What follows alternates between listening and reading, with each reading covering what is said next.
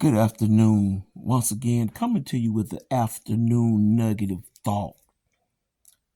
2 Peter chapter 3, verse 3 through 7 says, above all, you must understand that in the last days, scoffers will come, scoffing and following their own evil desires. Scoffers are those who have the nerve and the audacity to call themselves picking at or jugging at those of us who are followers and believers and disciples of Jesus Christ, believing by faith the written word that's in the Bible, that the sovereign God who created everything did come to this earth and die for mankind, rose, took the keys of death and hell, and is seated on the throne right now, interceding for those who belong to him.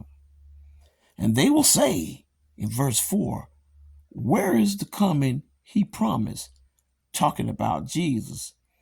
See, because a lot of them don't really believe that Jesus has rose from the dead.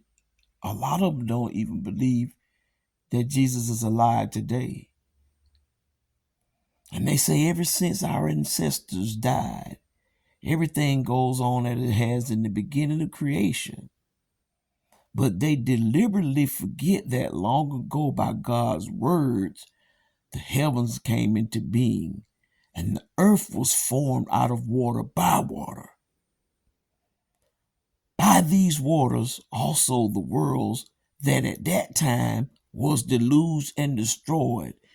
It is talking about the flood that came and destroyed the people because they didn't believe when Noah told them it was going to rain. Just like now in 2023, a lot of them don't believe that Jesus is alive and risen. And they don't believe what the words say by faith.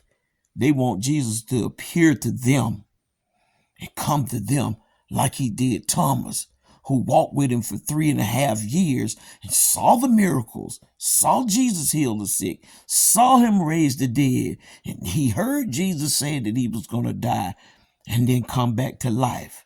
Yet when doubting Thomas heard that Jesus was alive, he said, I'm not going to believe it until I see it with my own eyes. And you have people like Thomas today. They don't believe the word. They don't believe that Jesus is alive. So they mock and they scoff those of us who by faith believe, because we know, because there's something that happened inside of us that was called being born again. And once you do that, your eyes are open and you receive things spiritually. And that is the evidence. Your life changes. You go to living love. You go to treating your fellow man right according to the scriptures. Verse 7, by the same word, the present heavens and earth are reserved for fire, being kept for the day of judgment and destruction of the ungodly. So all of these mockers and these scoffers and people who think that they can do what they want to do without consequences of their eternal destination and where they're going to go. There's laws governing everything. You break the law of the land, it's jail, prison. You break the law of God, Jesus, is hell, eternity.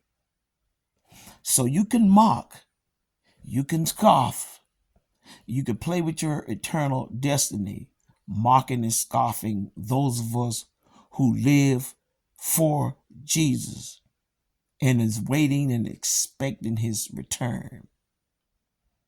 But there is a judgment day coming. There is a destruction day coming for the ungodly and for all of those who feel as though they can do their own evil and lustful ways and desires without consequence. Because reckoning day is coming. Jesus is on his way back. Like, share, subscribe. Jesus on your side. Apostle George. See you next time.